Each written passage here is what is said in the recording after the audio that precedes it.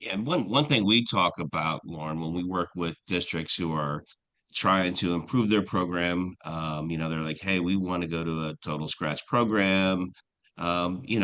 We help walk them through what some of the challenges of that is going to be in their district. Do they have proper staffing levels? Do they have adequate training for the staffing levels? Is their skill set there? What does their equipment look like? How many serving lines they have? How much time do they have to get through the serving line? So what we think is the right approach for school food service is a balance of scratch, speed scratch, and high quality prepared items.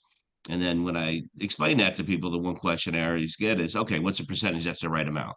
That's different for every school district, right? So that's different. So understanding your staffing levels, your skill set, what your capabilities are with your infrastructure, really once you figure that out, then you can determine, all right, how much scratch can I do? How much speed scratch can I do, if any? And then how much high quality prepared items we can mix it in there. And I know we got a couple manufacturers who chatted here in the chat, and Candace asks, one of the questions they continually ask their customers base is what do they want from us regarding sodium?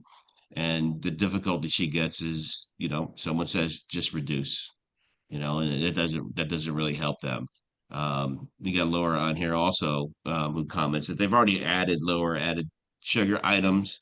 They have them available and they're actively working on lowering added sugars for the items typically that are higher to help exceed the weekly averages. So just know the manufacturers are out there working hard every day to try to make sure that they're going to be able to continue to provide products for schools that are going to meet these regulations. And as hard as it is on us at the school level, us at the consultant level, it's equally, if not harder, on the manufacturer level because these changes come so quickly sometimes, and they have to react and be able to try to stay ahead of it. So they're out there helping you guys. So don't worry about that.